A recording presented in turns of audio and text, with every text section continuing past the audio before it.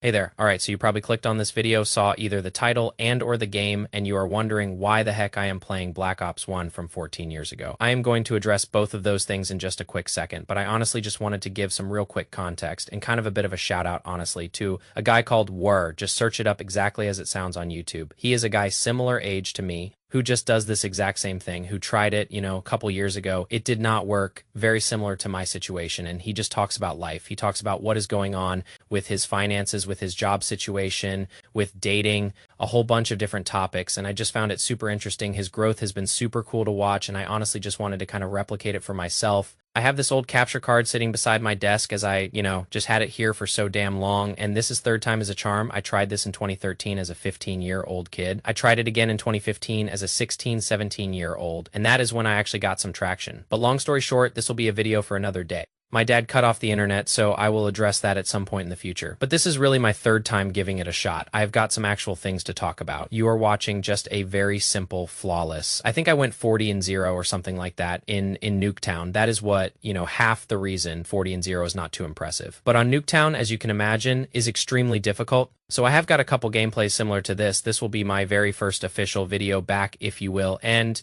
before we get into that, this is again a one take. There is not going to be any fancy editing. There is not going to be any fancy overlays. Nothing like that. I am just going to have a conversation with whoever is listening. And if it can literally just help one person shed some light on things in life and whatnot, I am happy. I have literally done my job, and that is all I ask. So the title is, it is very simple. I am not going to sugarcoat it. You do not have as much time as you think. You may as well just start. And this is coming from a 26-year-old. Okay, so I know I have not lived, a ton of life, but I have had enough experience in my 26 years that I can feel especially the last 5 years or so. Just blinking and it has gone by like that, like the snap of fingers, and I cannot really explain it. I am not going to talk about the science or any of that stuff, but honestly just thinking of like, holy crap, like when you are young, when I first started this channel, it is like, oh man, I am 13, 14, 15 a year back then, felt like a decade right now, right? Like a year goes by so damn quick. And the thing I wanted to talk about here is just like whatever it is that you want to start, half the reason I am starting this is because of this thought process, is like, just do it. You literally do not have as much time as you may think or as people tell you. I know a lot of these gurus and things like that will tell you these things,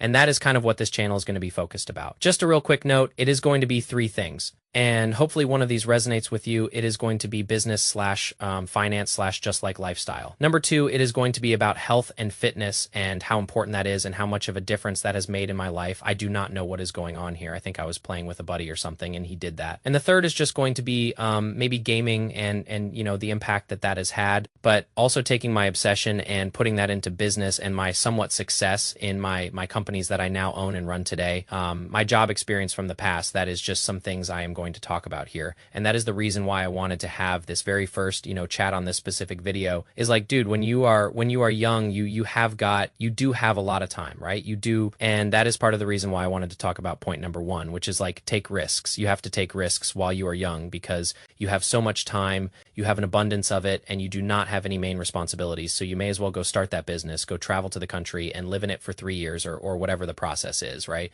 Do whatever you want, man. Because you are going to eventually have kids, you are going to have a mortgage, you are going to have larger overhead than what you would as a student. I really do not know what is going on in this video. I am sorry in this gameplay, but you need to stay on track and you need to assess, especially even in your early 20s, things creep up very, very quickly if you are not smart enough, right? So if there is anything that I can just leave this with, it is you. You need to be forced to take some risk. It is one of the main things that I honestly regret, which is crazy to say. It is like, remember my mid-20s and I have already got regrets. It is like, unfortunately, I just do. It is the standard that I hold myself to. And anyone listening that has resonated with the title of the video, you are probably feeling the same way. Even if it is a little bit, it may not be super extreme, but it is like, you should feel kind of annoyed. You should feel frustrated that it is like 5, 10, 15 years. However old you are while watching this video, it is like that is gone by like the blink of an eye. Like if you are my age, 26, it feels like 2012 was not that long ago. And it is like, holy cow, dude. Like that is so damn long ago. Like that is insane. That is when I first started uploading videos. You could see my very first video on here. And I thought I had so much conviction that I was going to be a YouTuber and that I was going to make a living from this. And then I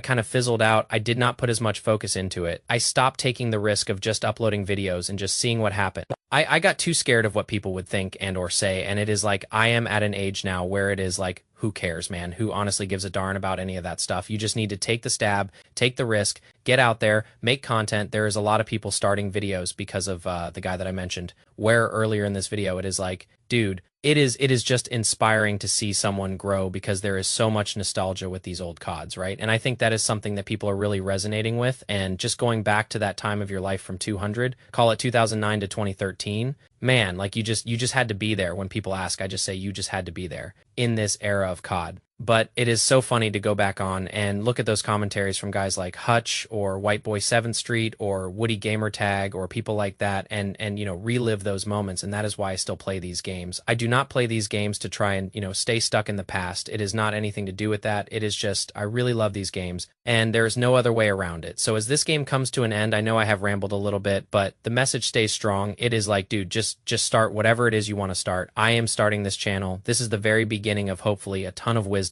and a ton of videos on my success with money, or just any of that stuff, fitness, health. If you have any questions, leave them in the comments. I will get to them as I can, and we will roll from there. Thank you so much for taking the time. Appreciate it. Hello, my friend. It sounds like you are feeling that familiar tug, that sense of time moving a little too fast, and the urge to really make the most of it. I get it. That feeling of, wow, where did the last few years go? It can be a bit unsettling, but it is also a powerful spark, right? A gentle nudge to start building the life you dream of. It is really beautiful how you are approaching this, not as some grand, overwhelming mission, but as a conversation, a way to connect and share your journey. That is exactly how I see our financial lives too. It is not about chasing endless numbers or feeling pressure to be a guru. It is about building a gentle foundation, creating a sense of peace and security so that we can truly live and not just worry. You are so right about starting young. When we have that precious gift of time, it is like planting a tiny seed. You do not see the big tree immediately, but every little bit of care, every thoughtful choice helps it grow into something strong and beautiful. It is about building a bit of financial breathing room, that quiet confidence that lets you explore and take those risks you are talking about. For me, thinking about our money journey in our 20s is less about aggressive gains and more about understanding the flow of our lives. It is like tending to a garden. We want to know what we are planting, how much water it needs, and what kind of sunlight helps it thrive. First, let us talk about that feeling of just start. This is probably the most important thing. Is it, whether it is a business, a fitness journey, or getting a handle on our finances. The biggest hurdle is often just taking that very first step. We can get so caught up in planning every detail or worrying about what others might think that we lose sight of the present moment. I have been there so many times. It is like I want to start this new routine, but then I get lost in researching the perfect way to do it. And before I know it, another week has gone by. But a simple, imperfect start is always better than a perfectly planned non-start, right? When it comes to money, just starting can look like many things. Maybe it is just opening a separate savings account, even if you are only putting away a small amount, or perhaps it is taking 30 minutes to finally sit down and look at your bank statements just to get a clear picture of where your money is going. There is no need for grand gestures, just quiet, consistent steps. You mentioned taking risks while you are young, and I completely resonate with that. In our 20s, we often have fewer commitments, less overhead, as you put it, which gives us a unique window to explore, to try things that might not work out, and to learn from those experiences. Without the pressure of a mortgage or little ones to support, a financial setback in our 20s can often feel less catastrophic. It is an opportunity to learn resilience, to understand what truly matters to us, and to refine our path.